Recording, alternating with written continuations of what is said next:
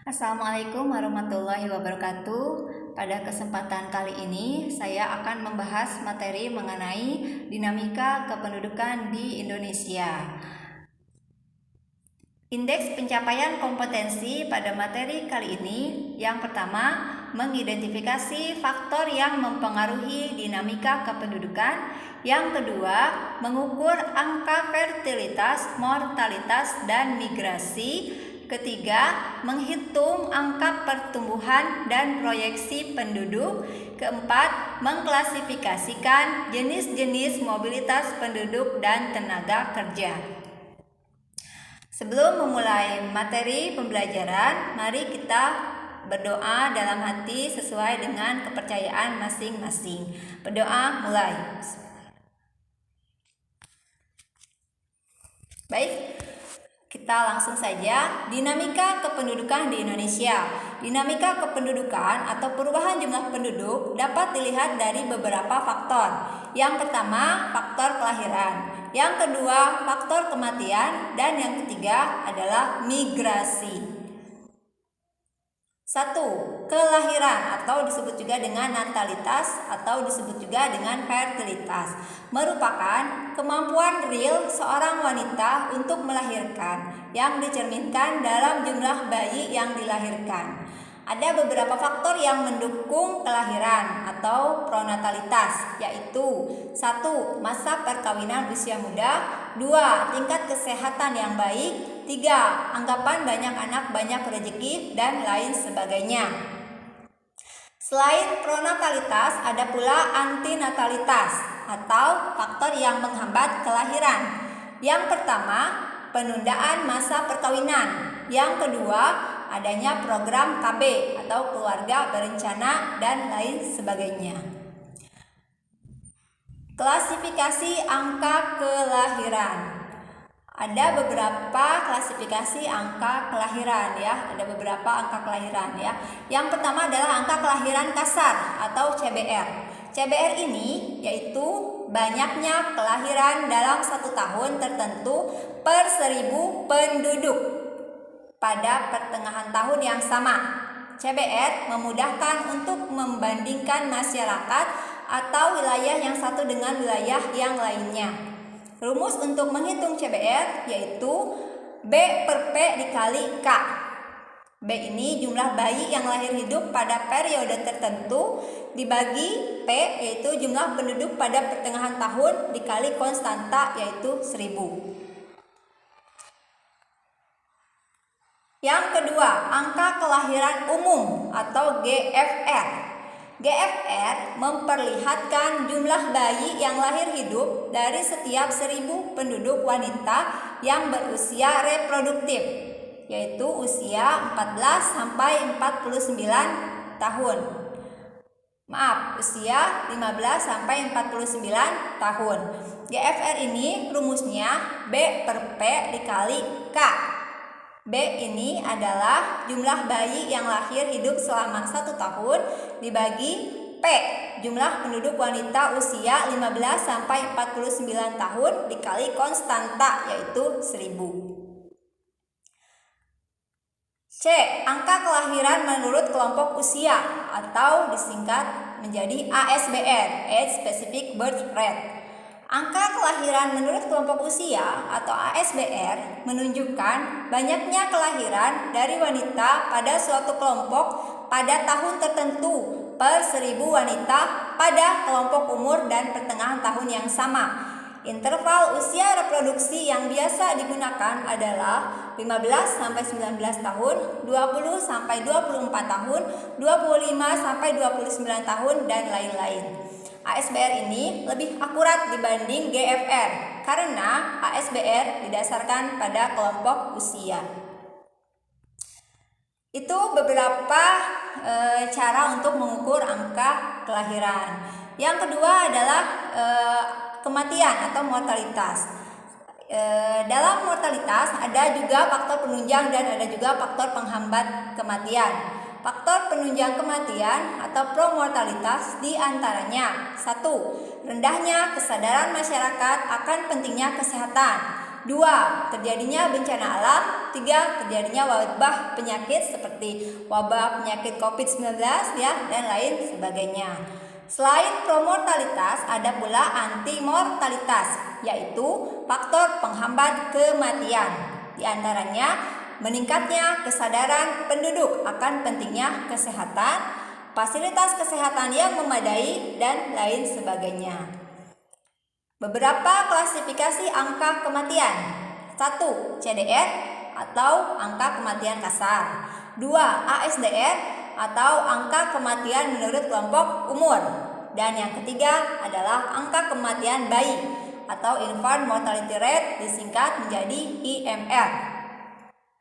Cara menghitung angka kematian kasar atau CDR yaitu dengan rumus D per P dikali K. D ini jumlah kematian pada tahun tertentu dibagi P jumlah penduduk pertengahan tahun dikali K konstanta. Biasanya konstantanya adalah 1000. B. Angka kematian menurut kelompok umur atau ASDR. Angka kematian menurut kelompok umur adalah angka yang menggambarkan banyaknya kematian per 1000 penduduk, laki-laki maupun perempuan di suatu wilayah. Tingkat akurasi ASDR lebih tinggi dari CDR karena ASDR didasarkan pada kelompok umur. Cara mengukur ASDR yaitu DX per PX dikali K, di mana DX ini adalah jumlah kematian pada kelompok umur X tahun tertentu. PX ini adalah jumlah penduduk kelompok umur tertentu pada tahun tersebut, kemudian dikali K ya, atau konstanta. Nah, di sini bisa dilihat ya contoh soalnya bagaimana cara menghitung ASDR, CDR, dan yang terakhir ini ya, angka kematian bayi atau IMR, yaitu angka kematian bayi yang menggambarkan banyaknya kematian bayi berusia di bawah 1 tahun per 1000 kelahiran hidup pada 1 tahun tertentu. Rumusnya IMR sama dengan D0 per B dikali K. D0 ini adalah jumlah kematian bayi di bawah 1 tahun pada tahun tertentu. B adalah jumlah kelahiran hidup pada tahun yang sama, dan K ini adalah konstantanya, biasanya 1000. Ya, faktor dinamika kependudukan yang ketiga adalah migrasi. Ya, bagi yang belum paham migrasi ini apa? Nah, migrasi adalah salah satu faktor yang mempengaruhi pertumbuhan penduduk selain kelahiran dan kematian. Migrasi merupakan perpindahan penduduk dengan tujuan untuk menetap dari suatu tempat ke tempat lain melalui batas politik atau negara ataupun batas administrasi atau batas bagian dari suatu negara. Nah, berikut klasifikasi angka migrasi. Yang pertama ada angka migrasi masuk, yang kedua angka migrasi keluar, ketiga angka migrasi neto, dan yang keempat angka migrasi bruto. Jenis-jenis migrasi itu sendiri ada dua. Yang pertama adalah imigrasi, yang kedua emigrasi. Imigrasi itu adalah masuknya penduduk dari suatu negara ke negara lain. Sementara emigrasi yaitu keluarnya penduduk dari suatu negara ke negara lain. Ya, sini ada beberapa rumus untuk menghitung angka migrasi. Ada rumus angka migrasi masuk ya, ada angka migrasi keluar, dan lain-lain. Baik, kita masuk ke pertumbuhan penduduk dan proyeksi penduduk. Nah, ada berapa sih jenis pertumbuhan penduduk ya? Pertumbuhan penduduk ini ada dua. Yang pertama adalah pertumbuhan penduduk alami, yang kedua pertumbuhan penduduk total. Pertumbuhan penduduk alami yaitu pertumbuhan penduduk yang dihitung dari selisih antara kelahiran dan kematian di suatu wilayah. Sementara pertumbuhan penduduk total yaitu suatu pertumbuhan yang tidak hanya selisih dari angka kelahiran dan kematian saja, tetapi selisih antara migrasi masuk dan migrasi keluar juga dihitung ya. Sini ada rumusnya untuk pertumbuhan penduduk alami. Rumusnya itu adalah T sama dengan jumlah kelahiran atau L dikurangi dengan jumlah kematian atau disimbolkan dengan M. Sementara rumus untuk pertumbuhan penduduk total atau T total itu yaitu jumlah kelahiran dikurangi kematian kemudian ditambahkan selisih antara jumlah imigrasi dan jumlah emigrasi. Ini ada contoh soalnya. Ini juga ya, masih tentang contoh soal pertumbuhan penduduk. Nah, sekarang kita masuk ke proyeksi penduduk. Perkiraan jumlah penduduk di masa mendatang. Rumus untuk menghitung proyeksi penduduk adalah PN sama dengan P0 dikali 1 plus R pangkat N. Jadi sekarang ya, misalnya tahun 2021, kemudian kita ingin memprediksi berapa sih jumlah penduduk tahun 2035. Nah, caranya bisa dengan menggunakan rumus proyeksi penduduk ini.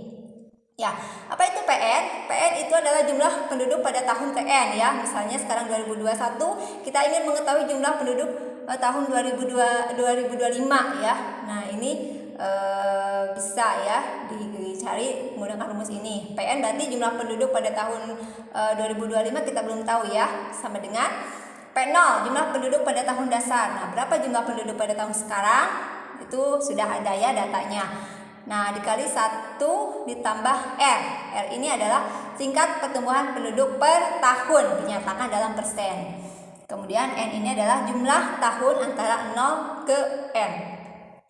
Ya, di sini ada contoh soalnya juga. Silahkan dipahami, dibaca dan dicoba ya, mencari latihan soal yang serupa. Ini adalah pada tahun 2001 jumlah penduduk Indonesia tercatat 205 juta. Tingkat pertumbuhan penduduk per tahun adalah 1,5%. Berapakah proyeksi penduduk Indonesia tahun 2016? Jumlahnya adalah 256,3 juta jiwa ya. Nah, ini setelah didapatkan data dari kependudukan ya. Nah, ini jumlahnya memang sama ya. Ternyata proyeksi yang dilakukan pada tahun 2021 itu ternyata benar terjadi di tahun 2016. Jumlah penduduk Indonesia kurang lebih 256 juta jiwa. Nah, ini akurat ya. C sekarang, mobilitas penduduk dan tenaga kerja, yaitu pergerakan penduduk dari suatu daerah ke daerah lain, baik untuk sementara maupun untuk jangka waktu yang lama atau menetap secara permanen. Jenis-jenis mobilitas penduduk ada mobilitas permanen dan mobilitas non-permanen. Mobilitas permanen yaitu perpindahan penduduk untuk menetap atau migrasi dari suatu tempat ke tempat lain. Sementara mobilitas non-permanen itu perpindahan penduduk untuk sementara waktu dari suatu tempat ke tempat lain. Contoh mobilitas permanen ini ada transmigrasi, urbanisasi, dan ruralisasi ya. Nah, transmigrasi, urbanisasi, ruralisasi ini masuk ke dalam kategori migrasi internal karena perpindahan penduduknya masih di dalam negeri. Sementara imigrasi, emigrasi, dan remigrasi itu masuk kategori migrasi eksternal karena perpindahan penduduknya itu lintas negara. Yang terakhir yaitu mobilitas penduduk non permanen, yaitu perpindahan penduduk untuk sementara waktu. Ini contohnya ada komutasi dan sirkulasi ya. Kalian pasti lebih paham lah ya apa itu bedanya komutasi dengan sirkulasi. Nah, demikian presentasi yang ingin saya sampaikan. Refleksinya untuk pembelajaran kali ini kita harus paham ya bahwa jumlah penduduk Indonesia bahkan jumlah penduduk dunia pada saat ini bertambah cepat, bahkan sangat cepat ya. Pada tahun 1900 jumlah penduduk Indonesia ini khususnya adalah 40,2 juta jiwa. Kemudian pada tahun 2000 meningkat menjadi 205,8 juta jiwa. Dan pada tahun 2010 adalah 237,6 juta jiwa. Nah, berapakah jumlah penduduk tahun sekarang? Nah, tadi kita sudah belajar mengenai proyeksi penduduk. Silahkan hitung, yang pasti jumlah penduduk Indonesia selama 100 tahun itu naik 5 kali lipat. Nah, apakah ini akan berdampak positif atau negatif? Bonus demografi atau ledakan penduduk ini akan positif apabila penduduknya ini berkualitas baik ya, pendidikan, kesehatannya itu baik, maka dia akan menjadi aset bagi suatu negara. Tapi apabila jumlah penduduk yang bertambah sangat pesat ini kualitasnya kurang baik, kurang terjamin pendidikan dan kesehatannya misalnya, maka yang terjadi akan menimbulkan banyak ancaman. Di antaranya ancaman kepadatan penduduk ya, sudah pasti. Yang kedua, adanya ancaman sosial, banyaknya pengangguran, kemiskinan, dan kriminalitas ya. Kemudian yang ketiga adalah ini juga tidak kalah penting, yaitu masalah lingkungan. Kenapa masalah lingkungan? Karena tanah agriculture akan diambil untuk lahan pemukiman. Padahal seharusnya lahan-lahan pangan atau agriculture itu semakin bertambah penduduk harusnya semakin luas. Tapi karena penduduk juga membutuhkan pemukiman atau industri, maka lahan-lahan pertanian atau agriculture itu bisa berubah fungsinya menjadi lahan industri ataupun lahan pemukiman ya. Air juga akan tercemar. Nah, ini adalah beberapa ancaman dari bonus demografi ya. Oke, bagi yang masih bingung apa itu bonus demografi? Bonus demografi itu adalah di mana usia produktif itu lebih banyak ya daripada usia non produktif. Sekali lagi, apabila penduduk usia produktif ini berkualitas, maka itu bonus demografi tersebut akan menjadi aset yang baik bagi suatu negara. Tapi kalau misalnya bonus demografi ini usia produktifnya itu kualitasnya kurang terjamin ya, kesehatan atau pendidikannya misalnya, maka bonus demografi ini akan menjadi ancaman bagi suatu negara. Nah, Indonesia pernah mengalami kesuksesan di bidang demografi ini pada masa Orde Baru ya. Pada masa pemerintahan Soeharto ini beliau ya mendapatkan penghargaan Population Award dari PBB dengan program KB. Nah, sekarang mudah-mudahan kita juga bisa menekan lagi laju pertumbuhan penduduk dengan mengikuti program KB salah satunya ya. Nah, itu ya. Jadi refleksi pembelajaran kali ini, mari kita siaga kependudukan, betul-betul direncanakan mengenai kependudukan kita di masa yang akan datang. Terima kasih, itu yang bisa sampaikan pada tayangan kali ini. Semoga bermanfaat. Kurang lebihnya mohon maaf. Wassalamualaikum warahmatullahi wabarakatuh.